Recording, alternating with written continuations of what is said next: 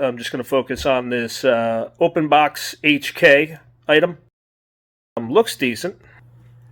So it comes in the open Evike box. Got the estimated value of $94. I guess is what they're saying. I don't think it's quite that much value. I mean, it's a decent looking gun, but this is probably, if I had to guess, for resale, probably going to be more like 50 or 60 bucks, something like that. Says it shoots 240 to 270 FPS. Inspected back in September of last year, so it's had around for like 6 months. The HK416 comes with this kind of cheap feeling strap. I mean, I guess it's all right. Not exactly quality here, but you know, for a lower end, you know, beginner gun, not too bad. Flash hider looks like it should have a grub screw, but there's no way to remove those, it looks like, so I guess that's just molded into there. Little release on the sight, so it collapses. So decent feeling collapsible sights, that's not too bad. Don't hate those. I mean, they're all right for what it is here. Fire selector feels all right. Doesn't feel like it kind of is loose or sets weird or anything. See up into the mag well there. Not too bad. There is a little adjuster on this rear sight for left and right movement. No adjuster on the front. Not that I would expect one. The button that does nothing on this gun. Let's take a look in here. Okay, so no dust cover. That's the first thing that I noticed there. You know, when we open this, there's usually another little flap that kind of pulls back inside here. And I'm not used to seeing a hop-up that looks like this. Is this even adjustable?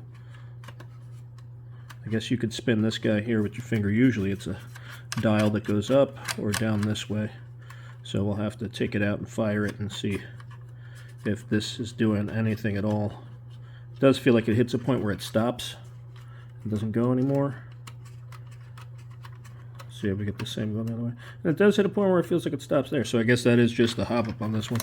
I'm still kind of a novice to Airsoft, so getting used to this stuff. Did come with a magazine. Just a standard high cap. Little windy wind on the bottom here. Not too bad looking. Came with a charger. Came with a battery. What we got? It is a 8.4, so not bad. Stock cover. That feels decent.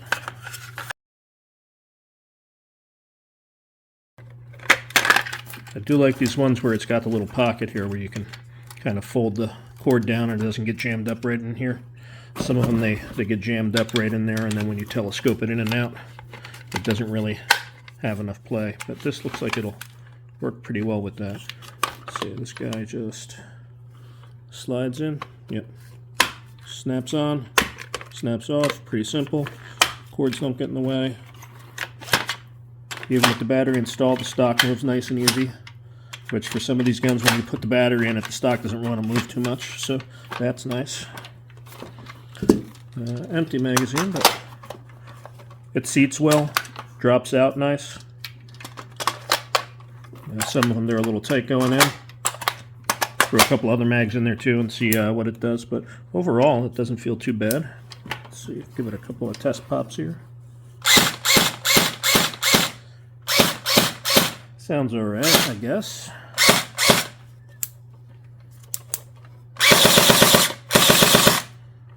I mean, not a heavy rate of fire. It doesn't sound like it's pushing crazy hot or anything, but if it was my backup gun, I guess maybe I'd be okay with that. Not bad overall, though. Just went and grabbed a few other magazines. These are Lancer Tacticals, I believe. Yeah. Just want to see if everything fits all right in here. Oh, and look at that.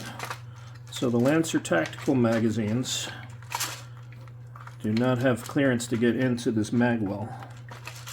Alright, got some other mid caps here. That guy fits alright.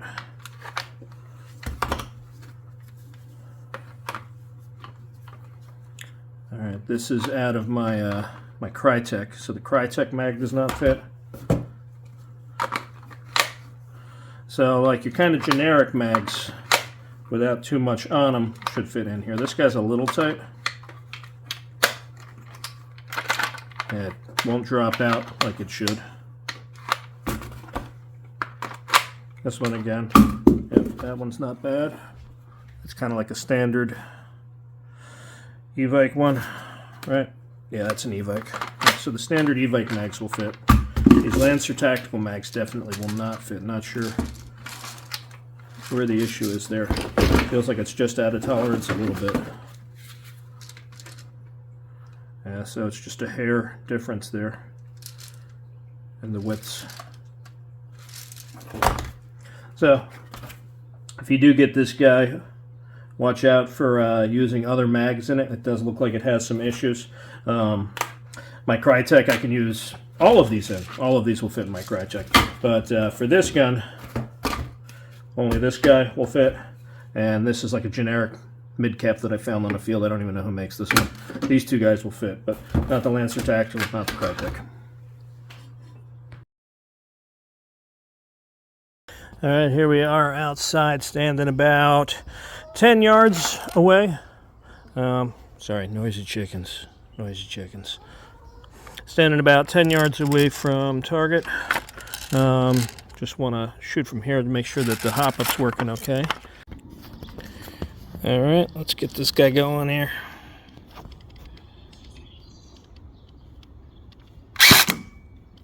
Alright. So 10 yards out.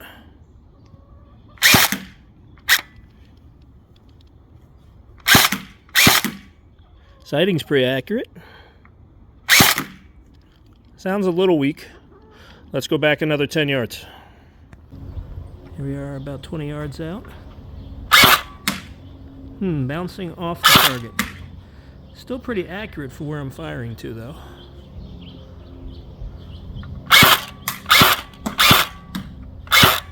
Yeah, definitely doesn't have a lot of power.